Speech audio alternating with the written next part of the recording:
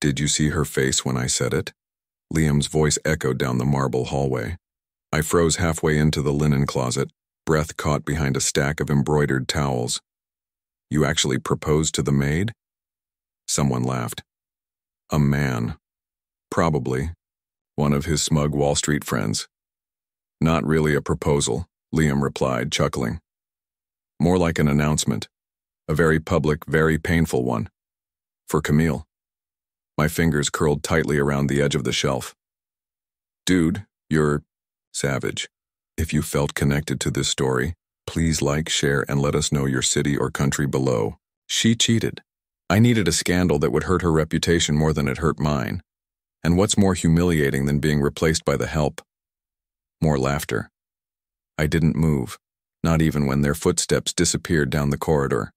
So, this was it. Not love, not even pity, just revenge, wrapped in a diamond ring and broadcast to every camera in Manhattan. You knew, didn't you? I asked Maria later that night in the staff kitchen. Her eyes darted up from her tea. Knew what? That he was going to do it, the proposal. She looked down, stirred her cup slowly. I didn't know it was for revenge. I laughed. A short, bitter sound. Of course not.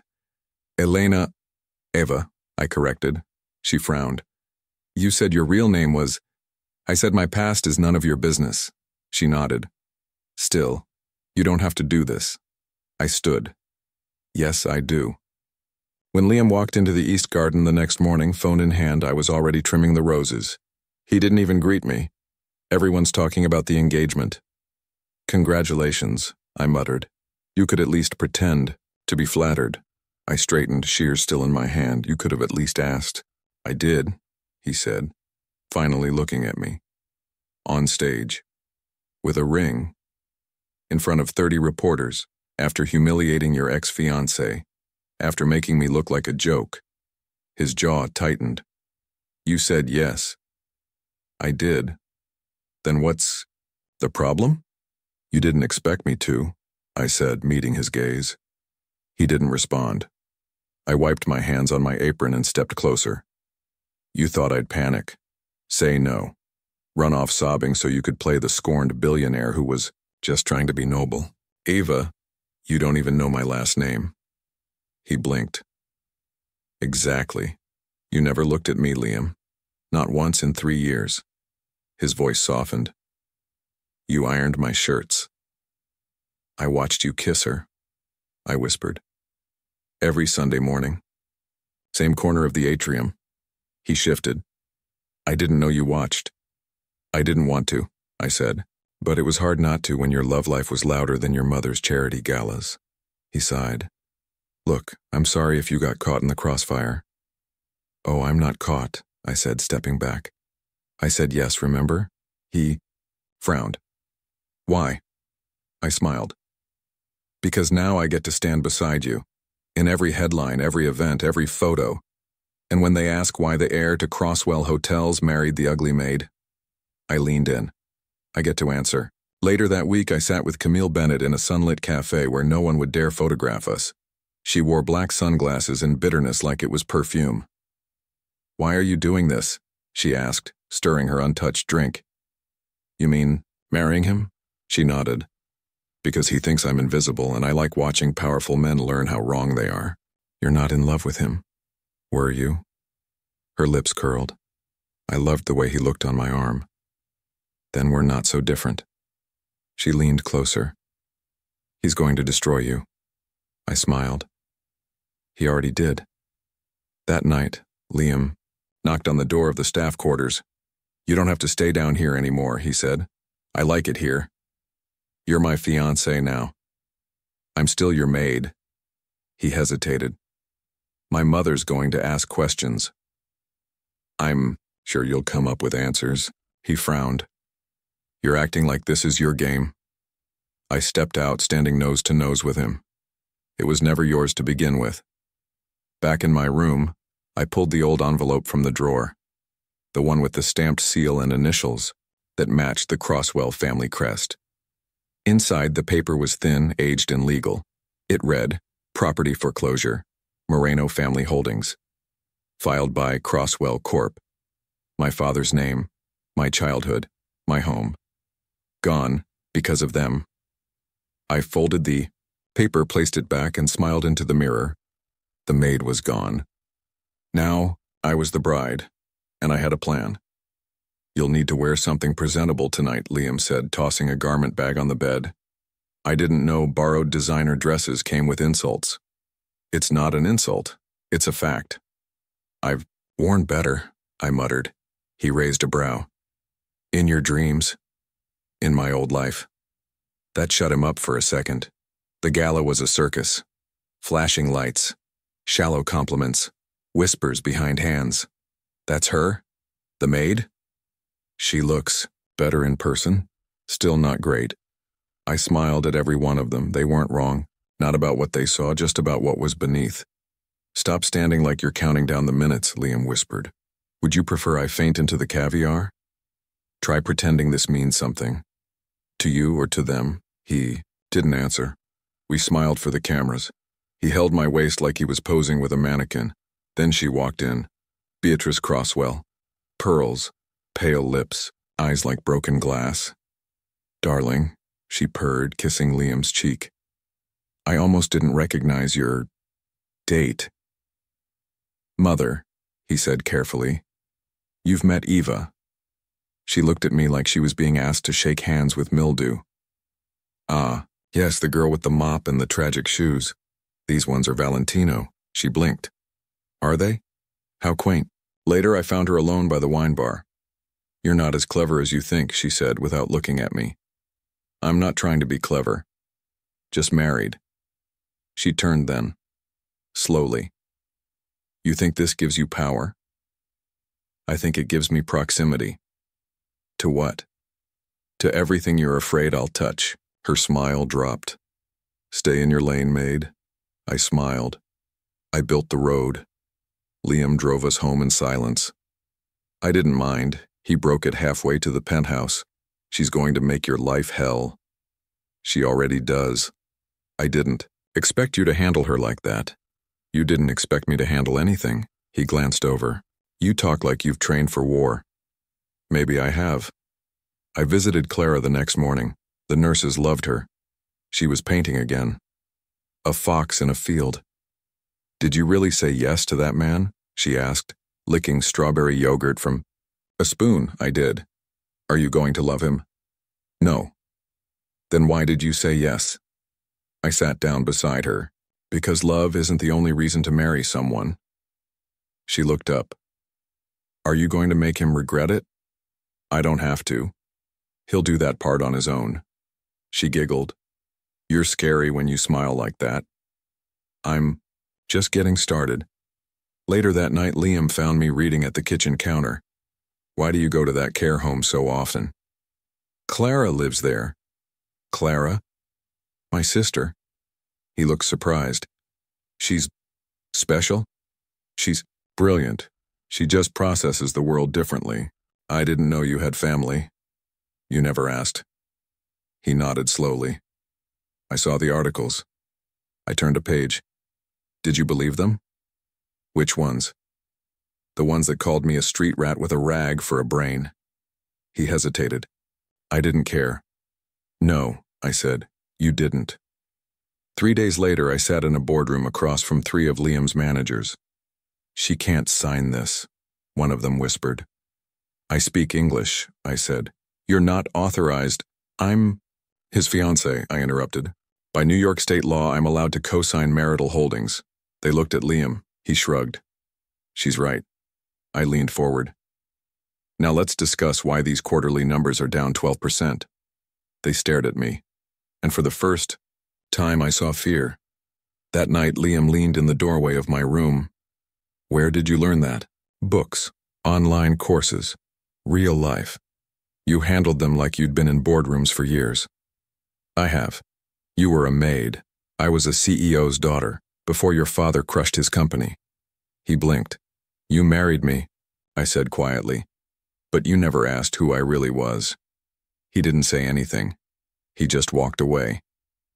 And for the first time since we said I do, I felt like I'd finally won a round. "You can use the guest room," he said, tossing his jacket. "On the back of the couch. Top of the hall, last door. You're not even going to pretend." He poured a drink, eyes on the amber liquid. "Pretending is for the cameras." They left. "So did your dignity." He glanced up, amused. "Is this the part where you play the heartbroken bride? Is this the part where you act like a man?" He downed, the scotch in one go. I turned without a word, stepped into the bedroom and shut the door. My fingers trembled only slightly as I peeled off the earrings, the fake lashes, the makeup. I washed away the girl he paraded and pulled my hair back. Then I changed into the silk slip I brought from home. No borrowed brands, no borrowed pride. I opened the door and walked back into the living room. He froze mid-step. "Who are you?" "Still, your wife." He blinked. "You look different." "I look like me, the real me." He stared. "Why do I feel like I don't know you at all?" "Because you never tried." He took a slow step forward. "Why now? Why show this version tonight?" "Because you married the mask, and I'm not interested in keeping it on." He narrowed his eyes. "You think this will change anything?" "No, but I will." He scoffed. "You're delusional if you think you can turn this marriage into something real." "I don't want it to be real. I want it to be mine." "What does that mean?"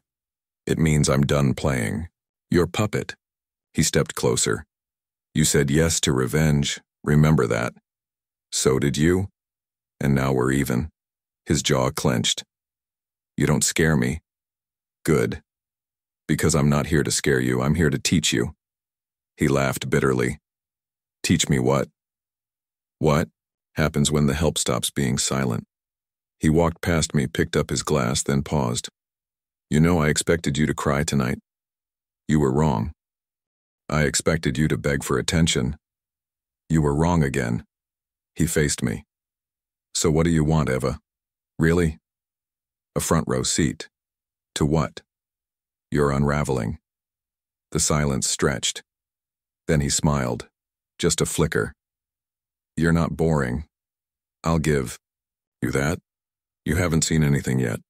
He shook his head and turned toward the hallway. "Enjoy the master, I'll take the guest room." "That's not necessary," he paused. "I'm not here to fight for your bed, Liam. I'm here to reclaim mine." He looked over his shoulder. "So we're roommates now?" "No. Roommates share something. We don't. Not yet." He disappeared down the hall. I walked into the master suite and shut the door behind me. For the first time in years, I wasn't pretending.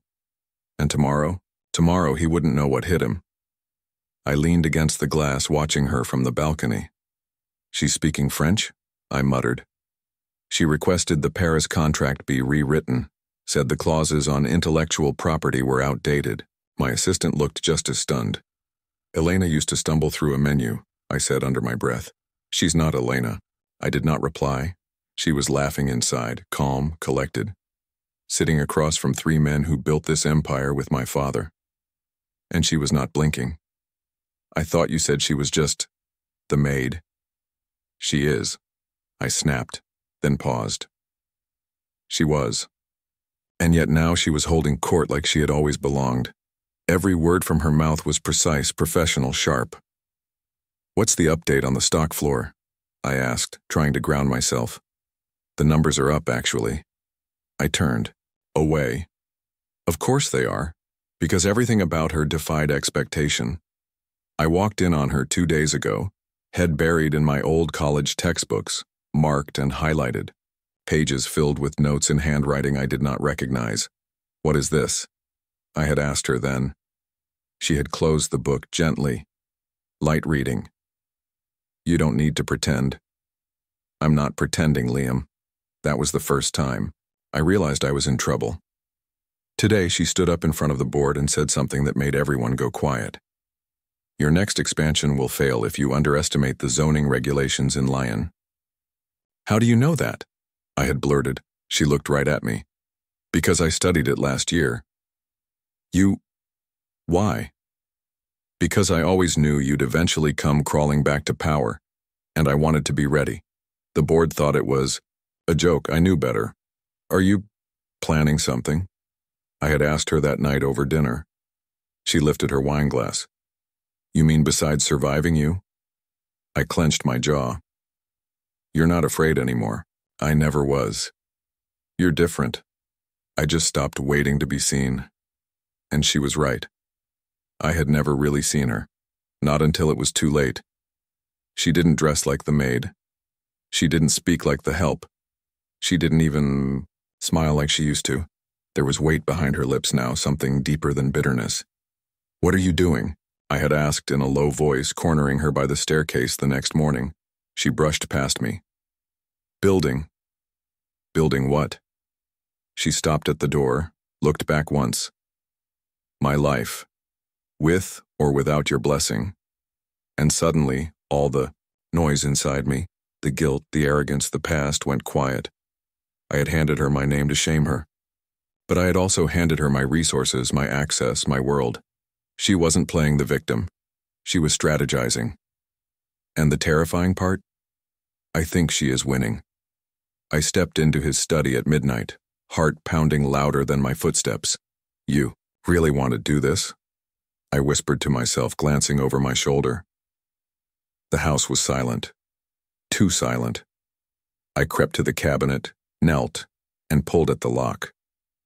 Come on, come on. It clicked open. I froze.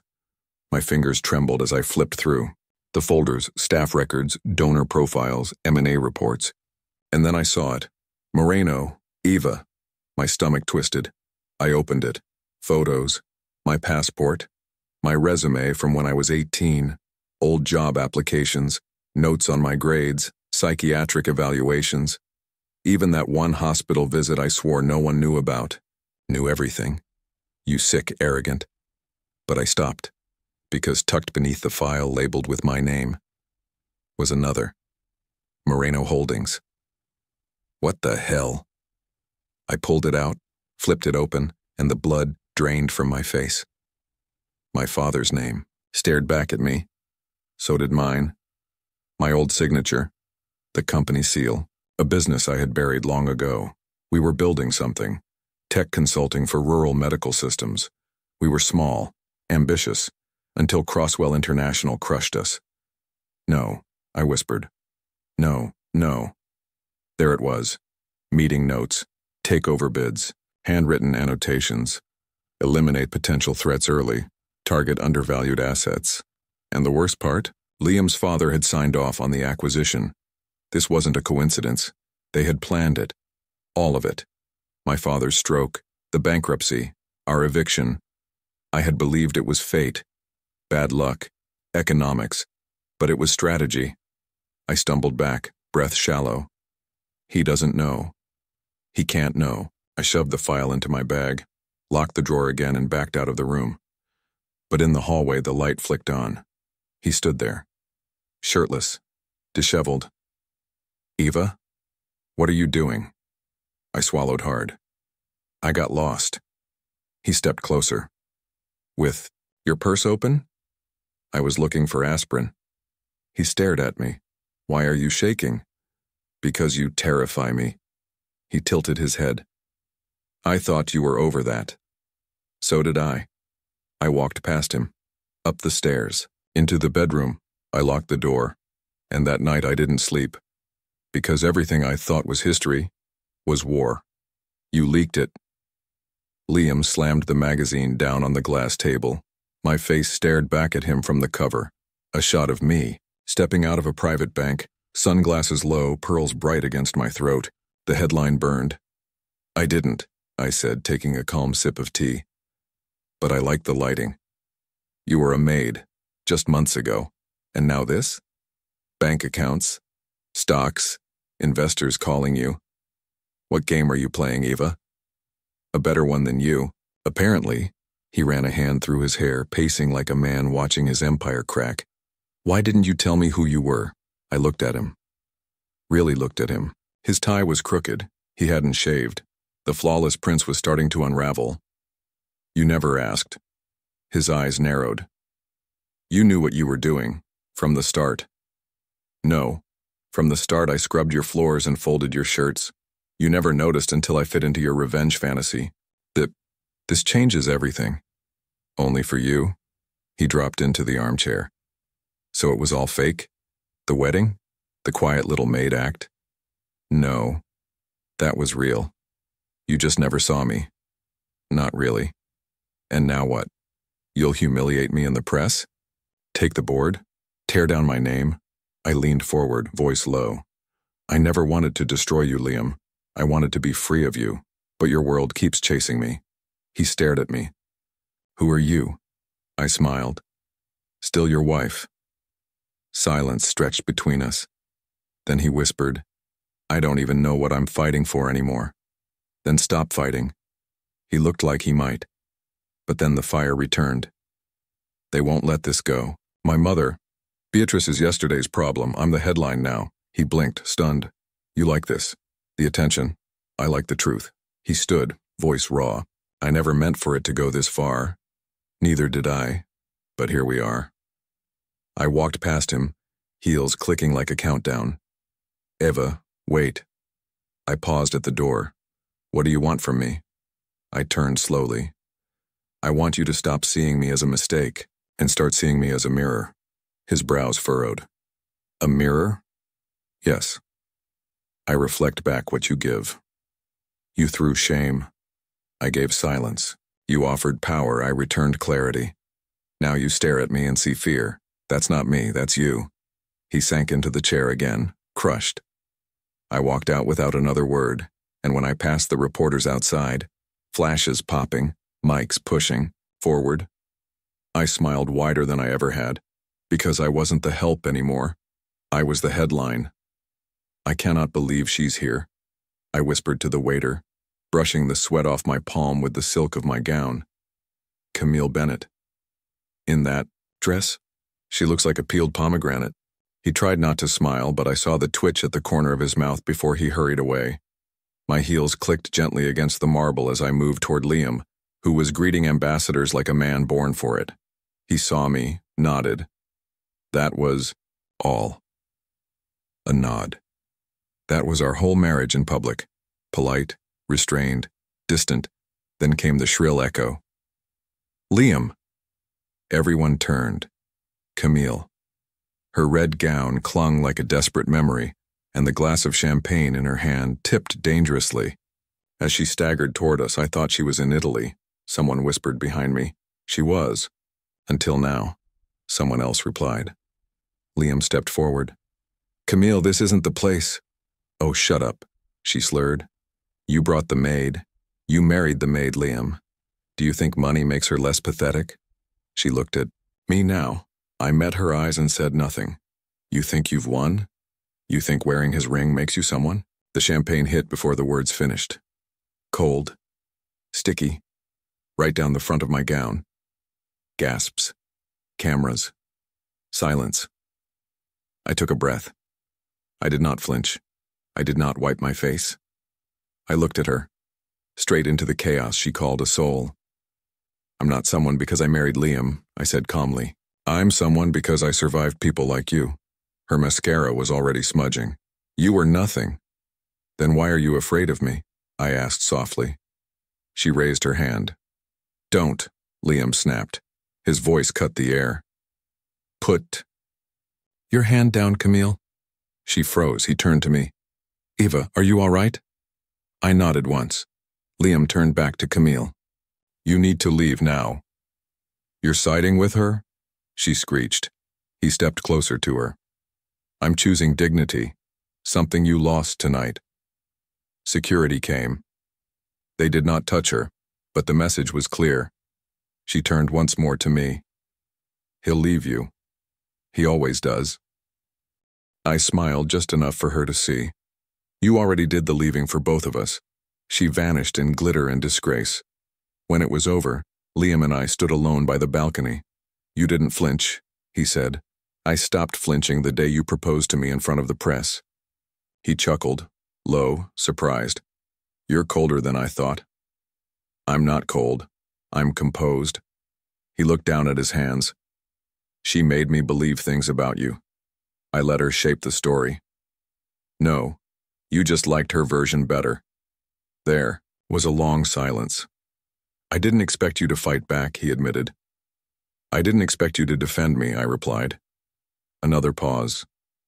I wasn't protecting you, he said quietly. I was protecting the company, but? He looked at me, eyes serious. I respected how you stood there. You had every reason to fall apart. But you didn't. I've already fallen, Liam, I whispered. I just learned how to land. We stood in silence. He extended his hand, awkwardly. I didn't take it. I walked past him. He followed. Eva, he said, can we talk? Now you want to talk? Not as your husband, as someone who's realizing. I underestimated you. I turned. You still are. Sit, Beatrice said, her voice as cold as the marble table between us. I didn't move. You really dragged me into your private lounge for tea? She slid a cream-colored folder across the glass. Not tea. A solution. I opened it slowly. My fingers barely twitched. 10 million.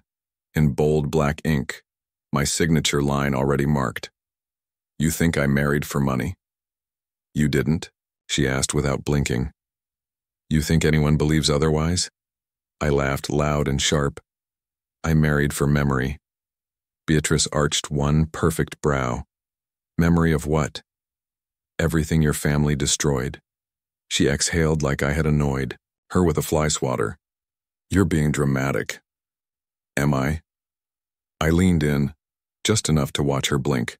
My father built a hospitality firm from nothing. Your husband bought out his board while he was dying.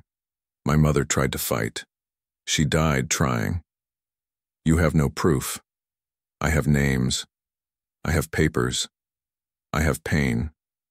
Does that count? Leaned back untouched. So what? You want revenge now? No, I whispered. I want return. To what? To what was mine. You're a maid, she spat. I was a maid, I corrected. And even then, I was more honest than anyone in your bloodline. Beatrice folded her hands like a prayer she had never meant. Take the 10 million, Eva. Disappear. You can live in silk. Change your name again. Run a charity in Monaco. No one will question it. You want me to disappear? I want this scandal gone. I picked up the contract and stood. She smiled faintly. Smart girl. Then I tore it. 1 rip, 2, 3. The last one I held between my fingers and dropped into her untouched tea. You foolish little... No, I said calmly. You're the foolish one. You thought you could buy silence. Everyone has. A price. I don't. Not anymore. She stood rattling the cups. You're embarrassing yourself. No, I'm embarrassing you. In your own house, with your name on every fake flower. You think Liam will choose you over legacy? He won't need to choose. She narrowed her eyes. Meaning? I'm not after Liam. I'm after the board. Beatrice stared like I had slapped her. You can't even get in the room. I already have, I said, voice steady. Last week, voted, spoke, shook hands, in French, by the way. Her lips parted. I took a step closer. You were so busy calling me the help, you forgot I was also the daughter of your rival. You are nothing, she hissed. Then why are you shaking? I am not. Check your hand. She looked, down, and froze. I turned to leave. You gave me this marriage thinking it would ruin me. She said nothing, but it made me remember who I am. The doors opened behind me. I walked out. No applause. No guards. Just the silence of power shifting, and me, finally stepping back into my own name. You can't do this, Liam said. His voice cracked from hours of silence. I didn't turn around. I already did. You'll ruin my name. I finally faced him. You ruined my life. He flinched. Ava, please, do not beg me now. Not after the press conferences, not after the Maid jokes, not after you dragged me down to lift your ego. I never meant. You meant every moment, every smirk, every cruel silence. He ran a hand through his hair, the same hair I used to admire from across marble hallways. My mother's furious, I laughed. Good. I told her I'd handle it. Is that what this is? Handling it? I held up the final document. The last share, Liam. I own the Crosswell Group. Say it. He stared at the paper like it burned his skin. Say it, I repeated. You own it. Louder. You own everything, he shouted, fists clenched. Is that what you want, public humiliation? No, I said coldly. I wanted answers. You gave me none. I wanted an apology. You offered cameras, so I took control. I was hurting. So was I. But I never tried to destroy someone. For it. I didn't destroy you. You did. You just didn't look back after lighting the match. He stepped closer. I didn't know who you were. You didn't care. I care now. It's too late. His voice cracked. Ava, please, just stop this. I softened, just slightly. Why? He swallowed. Because I never hated you. My throat tightened. But you never loved me either. He said nothing. I watched his lips part, then close. Watched his eyes shift like a boy lost in a storm of his own making. You used me, Liam. I did, he whispered. You paraded me like a joke. I know. You could have asked why I became a maid. You never did. I was a coward. And now, I'm broken, he said, and I deserve this. I nodded once. Yes. You do. A pause. He looked down. What will you do with the company? Restore its soul, I said. Strip it from your family's shadows. Build something that heals, not conquers. He nodded slowly. You'll be better than all of us. I already am. Silence fell like snow. The lawyer stepped in quietly. The documents are ready. Mrs. Moreno. Thank you, I said. Liam blinked. You're keeping your name? I met his eyes. It's mine now. He exhaled. Then this is goodbye? Yes. He held out his hand. Then let me shake the hand of the woman who outplayed me. I stared at his palm and walked past it. You don't get that grace, I said. Behind me, the doors closed with a soft, final click. And the empire I once feared? It now wore my name. She did it, Clara whispered, staring up at the new sign gleaming above the revolving doors, M&M Holdings Moreno and Moreno. I traced each golden letter with my eyes, my father's legacy, my sister's future, my name, finally where it belonged. Do you think he's seen it? She asked. I nodded. He sees everything. Will you go? I have to, I said quietly. One last time. The clinic smelled like lilacs and disinfectant. He was already sitting by the window when I walked in, staring out like he expected no one to come. You look different, I said. Liam turned slowly. No suit, no cufflinks, just a plain sweater and eyes that held no arrogance. You don't, he said, still impossible to ignore. I sat across from him. You run an empire now, he said, voice soft. Feels strange. Strange. I used to think your silence was weakness. And now? I know it was calculation. I gave a small smile. Not everything was a game. He met my gaze. Do you hate me? I took a breath. No. His brow furrowed. Really? You gave me the mirror I refused to look into. You forced me to remember who I was before I let the world shrink me. He leaned back, eyes distant. You were never small. You made sure I felt that way. I was cruel. You were broken. Still am, he whispered. Just quieter about it. We sat in silence. A year ago we would have filled it with venom. Now it just settled. Your mother sold her shares, I said. He blinked. She told me. I didn't force her. She never needed force, he muttered. Just fear. Do you miss it? I asked. The name, the power. He shrugged. I miss the illusion, not the weight. And the marriage? He looked down. That was never real, was it? It could have been, I said, but I ruined it. No, I corrected. We both let it rot. He nodded slowly. I stood. I didn't come to shame you. Why then? To close the door. He hesitated. Eva, do you believe people like me can change?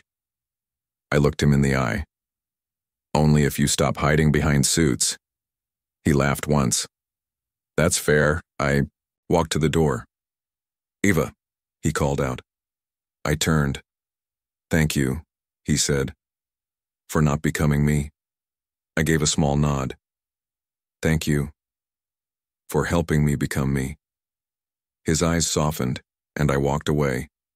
Not because I had to, but because I could.